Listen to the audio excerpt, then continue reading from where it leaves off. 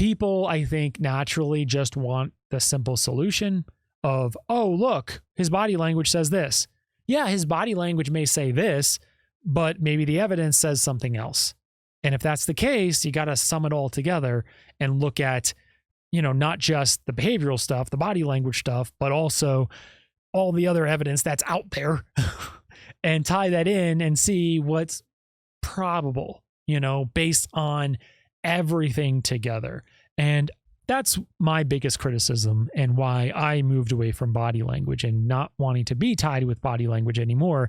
It's because it just felt like, you got a lot of people that just want to just use body language only type of thing, instead of actually look at all of the evidence and tie everything together to actually come to the real truth. So yeah, I don't do much body language anymore. I do a little bit of behavioral stuff here and there, but it's just not worth being tied in with those clowns. It's just not worth it.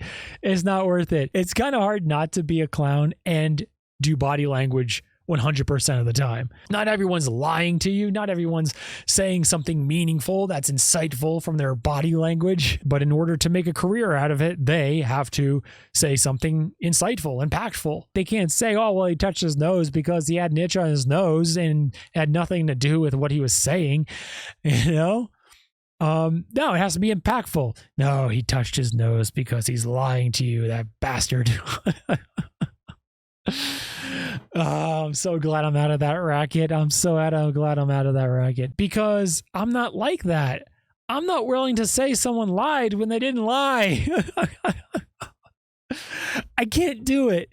It's not only immoral to do it, and I can't do it morally, but technically it's also illegal. You can't do that. You can't call them a liar when there's little to no evidence of them actually lying and all they did is touch their nose or something like that. It's wrong. It's wrong in every way imaginable.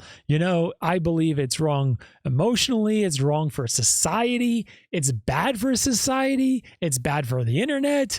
It's just wrong. Also, would you like being called out as a liar if you touched your nose randomly in an interview? I mean, come on. So I'm a lot freer now that I'm going down the intellectual path to feel like I'm moving society forward and informing people and giving good information as opposed to just going down the rabbit hole of some of these really, really annoying people on the internet. Again, there's nothing wrong with some body language. There's nothing wrong, but there's a problem when you get a lot of bad people doing it that just want to make a few bucks by calling someone a liar when there's no evidence whatsoever of them being a liar. That's wrong. It's immoral. And I think it's also illegal because I wouldn't want that done to me. So as much as some of you may be a little annoyed that I'm not doing a lot of body language anymore, understand most of my content anyway wasn't a lot of body language. That was just the hook for my videos. Right?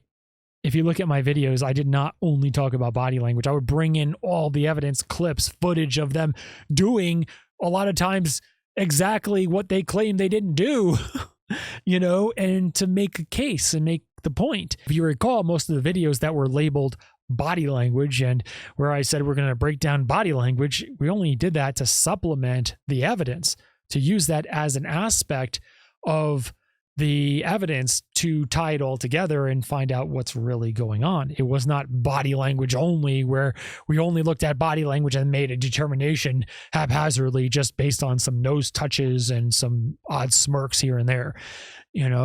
We would bring it all together.